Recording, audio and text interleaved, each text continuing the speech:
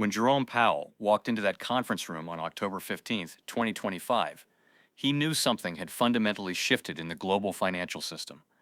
The call from Jamie Dimon had come at 6:47 a.m., urgent, insistent, and carrying a weight that made Powell's coffee taste bitter. "We need to talk," Dimon had said, "about silver." Powell had been Fed chair long enough to recognize when Wall Street's most powerful voices carried genuine concern rather than their usual calculated positioning. This was different. This was fear disguised as strategy. The meeting wasn't scheduled to appear on any official calendar. No transcripts would be kept. The participants, BlackRock's Larry Fink, Goldman's David Solomon, and representatives from the world's largest commodity trading desks, had arrived through separate entrances. But it was J.P. Morgan's latest positions that had triggered this gathering. For 15 years, Powell had watched the silver market operate under what everyone understood but nobody officially acknowledged: systematic price suppression through derivative contracts. J.P. Morgan alone had been fined nearly $1 billion for precious metals manipulation between 2008. Their traders had gone to prison for spoofing. The pattern was clear, documented, and legally established. But something had changed dramatically in the past 6 months. Jerome Dimon began, his usual confidence replaced by something Powell had rarely seen: calculated uncertainty. "We've completely liquidated our short position. 200 million ounces, it's done." The silence in the room stretched longer than the Federal Reserve's emergency meeting pauses. Powell understood the implications immediately. When the world's largest precious metals manipulator reverses course completely, it's not a trading decision, it's a survival decision. Powell set down his pen. In decades of monetary policy, he'd learned that the most dangerous moments often arrive disguised as good news. And we're long now, heavily long. Physical metal, not paper contracts. "This isn't about trading profits anymore," Fink interjected, his voice carrying the weight of managing $10 trillion in assets. "This is about system preservation." But here's what Powell couldn't have predicted. J.P. Morgan wasn't just abandoning their suppression strategy. They were positioning for something much bigger. The file Dimon slid across the conference table contained data that would keep Powell awake for the next 3 weeks. J.P. Morgan's combined silver exposure, direct holdings plus custodial positions, had reached 713 million ounces, nearly an entire year of global silver production under the control of a single financial institution. Powell had spent his entire career understanding that markets operate on confidence. Confidence in institutions, in currencies, in the basic mechanisms that allow complex economies to function. What he was seeing in that data suggested confidence was becoming a finite resource. Solar panel manufacturing alone was consuming 193.5 million ounces per year, driven by the global energy transition. Electric vehicles, 5G infrastructure, artificial intelligence data centers, every technology crucial to the future economy required silver in quantities that few understood. The numbers told a story that mainstream financial media would never report. Industrial silver demand had hit 680.5 million ounces in 2024, while global mine production remained stagnant at around 835 million ounces annually. The deficit wasn't just structural, it was accelerating. "The Chinese have been stockpiling through the Shanghai Gold Exchange," Solomon added, consulting his notes. "Not through paper contracts, physical metal, tons of it." Powell knew the geopolitical implications. When adversarial nations begin accumulating strategic resources while simultaneously reducing their dollar reserves, it signals preparation for a different kind of international monetary system. But here's where Powell began to see the real picture. This wasn't just about supply and demand fundamentals. "Jerome, if silver reaches $150 per ounce, the entire derivatives market becomes unstable. Not just precious metals derivatives, everything." The meeting continued for 3 hours. But the moment that changed everything came when Dimon presented the classified analysis J.P. Morgan had commissioned from their quantitative research team. Powell understood leverage better than most central bankers. The global derivatives market represents over $600 trillion in notional value, interconnected through counterparty relationships that make 2008's crisis look simple by comparison. Silver's small market size, less than $50 billion in total above-ground stocks, made it particularly vulnerable to disruption. But what Powell discovered in the following weeks would shake his understanding of how deeply the manipulation had penetrated the global financial system.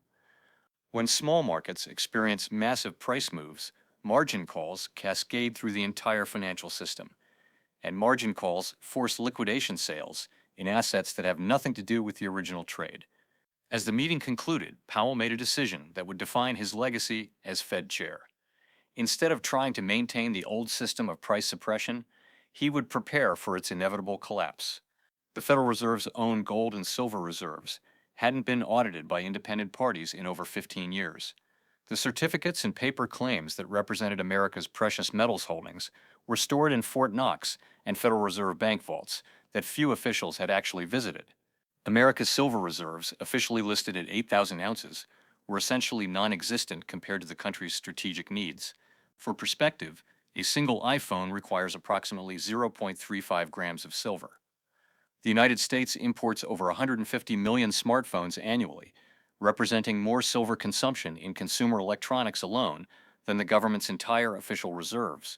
When Powell quietly initiated a comprehensive audit through trusted private contractors, the preliminary results were disturbing. Significant discrepancies between reported holdings and physical inventory, lending programs that had hypothecated the same metals to multiple counterparties, paper trails that led to offshore entities with unclear beneficial ownership. The bank had spent 15 years suppressing silver prices while simultaneously accumulating the physical metal. They had used their own manipulation to purchase real assets at artificially low prices while selling paper promises to speculators who would never demand delivery. It was, Powell realized, the most sophisticated wealth transfer mechanism in financial history. This is where Powell began to understand J.P. Morgan's strategy wasn't opportunistic. It was defensive. During the first week of November 2025, Powell received a briefing that crystallized the situation's urgency. The Treasury Department's latest fiscal projections showed interest payments on the national debt reaching $1.2 trillion annually by 2026, with total federal tax revenues around $4.9 trillion. Debt service would consume nearly 25% of all government income. Powell understood that when governments choose inflation over fiscal discipline, precious metals historically become the preferred store of value for sophisticated investors. But he also understood that silver's unique position as both a monetary metal and crucial industrial input created dynamics that gold couldn't replicate. The mathematics were relentless: either dramatically cut spending, substantially raise taxes, or create new money to service existing debt. Political reality made the first two options unlikely, leaving monetary expansion as the path of least resistance. Powell spent that weekend reviewing historical precedents. The breakthrough came during a classified briefing from the National Security Council in late November. Intelligence agencies had identified coordinated silver accumulation by Chinese state entities, Russian central bank purchases through intermediaries, and strategic stockpiling by Middle Eastern sovereign wealth funds. They're not just diversifying away from dollars, the NSC analyst explained. They're positioning for a post-dollar international trade system, and silver is the Achilles heel. But the current situation was fundamentally different. This wasn't speculative manipulation by private actors. This was strategic accumulation by central banks and sovereign entities preparing for monetary system transition. The file on Powell's desk contained J.P. Morgan's internal stress test scenarios. If silver reached $200 per ounce, roughly 4 times its current price, the bank's derivatives exposure would generate profits exceeding $140 billion, enough to offset losses from a severe recession, currency crisis, or sovereign debt default. J.P. Morgan had essentially built a financial insurance policy against the collapse of the very system they had helped create. Powell's understanding of the situation deepened when he received the Federal Reserve's internal analysis of regional bank stress tests. Hundreds of smaller banks were sitting on unrealized losses from bond portfolios purchased when interest rates were near zero. Rising rates had devastated the market value of their holdings, creating balance sheet problems that would require eventual resolution. When these losses became realized rather than just paper, the government would face pressure to intervene again. More bailouts, more money creation, more pressure on the dollar's international credibility. Silver wasn't rising because of speculation. Silver was rising because institutional investors were preparing for the consequences of decisions that had already been made. The moment that changed Powell's perspective completely came during a private dinner with Paul Volcker's former chief economist in December 2000. The conversation, meant to be casual, became a master class in monetary history. Jerome, you're facing the same choice Volcker faced in 1970. The difference is that your predecessor had the credibility to impose real pain to restore monetary discipline. You're operating in a political environment where that's impossible. That's when Powell understood J.P. Morgan's strategy completely. The economist's analysis was brutally clear. Volcker had raised interest rates to 20 to break inflation expectations, causing the worst recession since the 1930s. But that shock therapy had restored confidence in the dollar for the next 4 decades. Powell's political constraints made Volcker's approach impossible.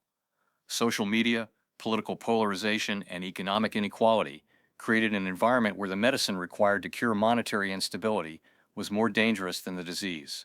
They weren't trying to manipulate silver prices anymore.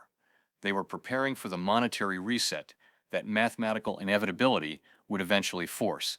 Grandpa, did you know that silver has the highest electrical conductivity of any element? Every solar panel, every electric car, every data center, they all need silver.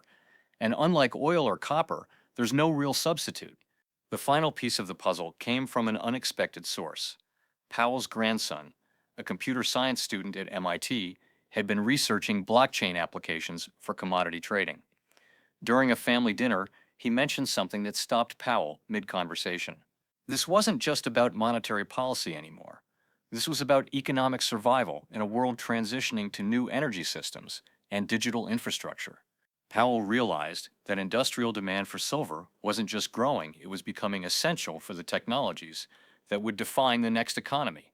Solar energy, electric vehicles, artificial intelligence, 5G communications all required silver in quantities that made current supply shortages look trivial. The reports arriving on Powell's desk in early January 2026 painted a picture of accelerating change. Silver lease rates had spiked to levels not seen since the 2008 crisis. Physical premiums over paper prices were reaching 15 to 20% in some markets. Delivery delays for industrial silver were extending to 6 to 8 weeks. Powell's final meeting with J.P. Morgan's leadership occurred on January 20th, 2026. The agenda was officially listed as routine regulatory discussion.